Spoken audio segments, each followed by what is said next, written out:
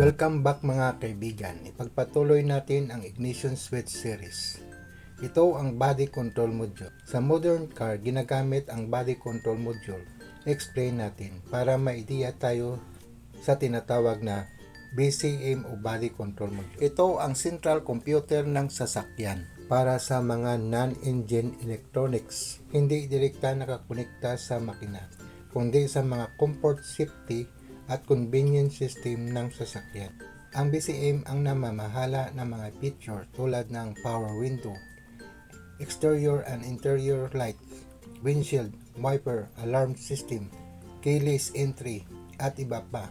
Ganito ang basic na proseso ng trabaho ng BCM. Una, tumatanggap ito ng input signal mula sa mga switch o sensor. Halimbawa, pagpindot ng door lock switch, pag switch on light, pag on ng wiper switch. Pagkatapos, ipoproseso ng BCM ang signal at nagpadala ito ng command papunta sa mga actuator tulad ng door lock, motor, relay, control module. Ginagawa ng communication na ito ay gamit ang Vehicle CAN bus network, kung saan may data communication sa pamagitan ng iba't ibang control module ng sasakyan. Sa kabuuan, ang BCM ang nagsisilbing brain ng body electronics na tumutulong para masiguro ang comfort, safety at convenience ng sasakyan. Sa loob ng body control module, maraming electronics component. Mayroon lang tayo babanggitin na component, hindi lahat para madali lang natin maunawaan. Ito ang terminal A, binubuo ng maraming terminal pin. Sa halimbawa, may 6 terminal pin lamang ang tinutukoy upang ipaliwanag ang function ng circuit. Ito naman ang terminal B na mayroon din hiwalay na set na terminal pin na konektado sa internal circuit ng BCM. Ang pagtukoy sa mga connector bilang terminal A at terminal B ay para lang sa illustration purposes lamang. Sa aktual ng BCM circuit diagram, maaring iba ang connector name, pin number at signal designation. Depende sa brand o model at system ng sasakyan. Ang paliwanag na ito ay nakatuon lamang sa control circuit ng ignition switch. Dito naman tayo sa connection ng 12-volt input signal patungo sa BCM. Unahin natin ang accessory. Sa ECC positive signal input, ito ay may join connection.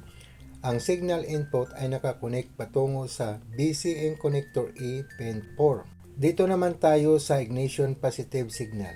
May join connection. Ang signal input ay nakakonect patungo sa BCM connector A pin 3. At may isang ignition positive signal ay may join connection kung saan nakakonect ang input signal patungo sa BCM connector A pin 2. Dito naman sa 40 amperes fuse, may 12 volt power supply patungo sa relay.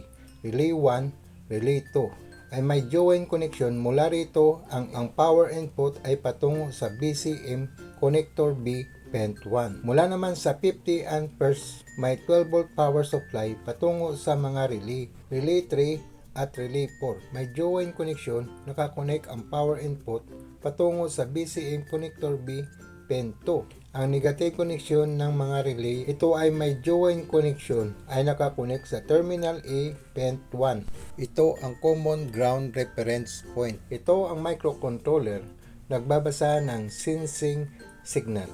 Ito ang connector A, pin 2, pin 3 at pin 4. At sa connector B, pin 1 at pin 2. Ang bawat isa ay nakakonect sa internal voltage circuit. Hindi lang ito isa, binubuo ito ng dalawa o higit pang mga component. Dito naman tayo sa mga relay. Paano ito gumagana? Base sa diagram na ito, mula sa positive terminal ng battery, papunta sa mga terminal 30 ng relay. At sa terminal key 1 and key 2 ng ignition switch, mayroon naka-standby na voltahe sa mga wire na ito kahit naka-off ang ignition switch. Dito sa connector D pin 1, may power input signal mula sa 40 amperes fuse. Ang power na ito ay dumadaan sa internal voltage circuit at nagiging sensing signal na binabasa ng microcontroller para malaman na may sapat na power supply ang mga relay relay 1 at relay 2. Sa connector B, PEN 2, may power input signal mula sa 50 amperes fuse. Ang power na ito ay dumadaan sa internal voltage circuit at nagiging sensing signal na binabasa ng microcontroller para malaman na may sapat na power sa mga relay 3 at relay 4. I-on natin ang ignition switch sa ECC position. Ang ECC positive signal ay dumadaloy papunta sa relay terminal 86 ng relay 1. Kasabay nito dumadaloy ang ECC input signal sa BCM sa connector E PEN 4. Ang voltahe na ito ay dumadaan sa internal voltage circuit at nagiging sensing input signal na binabasa ng microcontroller. Dito naman tayo sa mga relay. Ang mga terminal 85 ng mga relay ay nakakonekta sa chassis ground upang makumpleto ang current path ng relay coil sa pamagitan ng positive supply at ground. Kapag nag-energize ang relay coil sa pagitan ng terminal 86 at 85, nagko-close ang relay contact sa pagitan ng terminal 30 at 87. Kaya dumadaloy ang current papunta sa mga electrical system tulad ng radio, power window, windshield wiper, at iba pang accessory electrical system ng sasakyan. Lilipat naman sa ignition on position. Ito ay naglalabas ng positive signal at dumadaloy sa terminal 86 ng relay 2, relay 3 at relay 4 na nagiging trigger upang ma-energize ang mga relay coil. Kasabay sa pagdaloy ang ignition input signal sa BCM sa connector E, PIN 2 at PIN 3. Dumadaan ang voltage signal sa internal voltage circuit kung saan ito ay pinoproseso at binababa ang voltage sa level ng kanyang i-sense ng microcontroller. Ang process voltage ay ginagamit bilang sensing signal na binabasa ng microcontroller upang malaman ang ignition ay nasa on position. Dahil nakumpleto ang positive at ground path ng relay coil, nag-energize sa pamagitan ng terminal 86 at 85 at nag-close contact sa pamagitan ng terminal 30 at 87. At dito sa relay 2, dumadaloy ang current papunta sa ECM at engine sensor. Sa relay 3, ang power papunta sa instrument cluster at aircon system. At sa relay 4, ang power papunta sa fuel pump system. Ito ay mga halimbawa lamang at depende sa design ng sasakyan. Ang joint ground connection papunta sa BCM sa connector E PEN 1. Ito ang nagsisilbing reference at monitoring ground point. Ang power input signal at ignition input signal ay nagsisilbing monitoring at reference ng microcontroller upang malaman ang status ng mga relay. Ang microcontroller ay kumukuha ng supply voltage mula sa internal voltage regulator ng BCM. Ang 12-volt supply ay kinoconvert ng regulator upang maging stable na 3.3 volt na siyang ginagamit ng microcontroller para mapagana ang internal circuit na ito.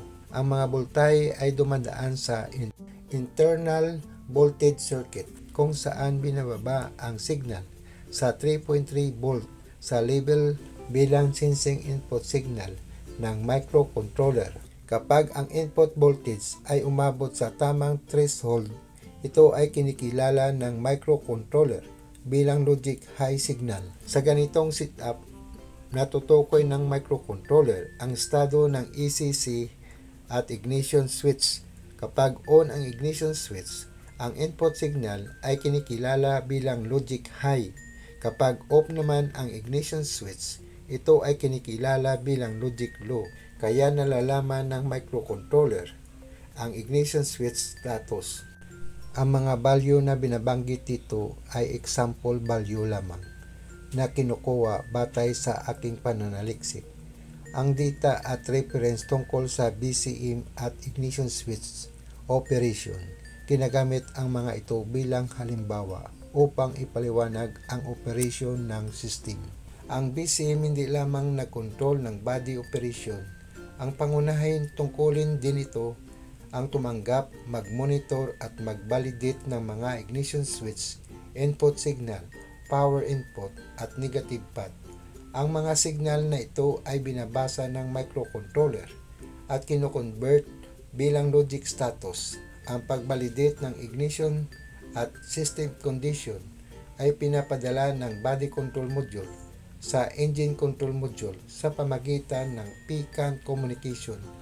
Ang paliwanag na ito sa ignition switch diagram batay lamang sa aking pananaliksik.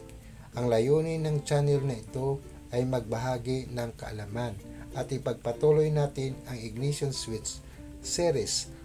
Maraming salamat sa panonood. Kita-kits sa susunod na video.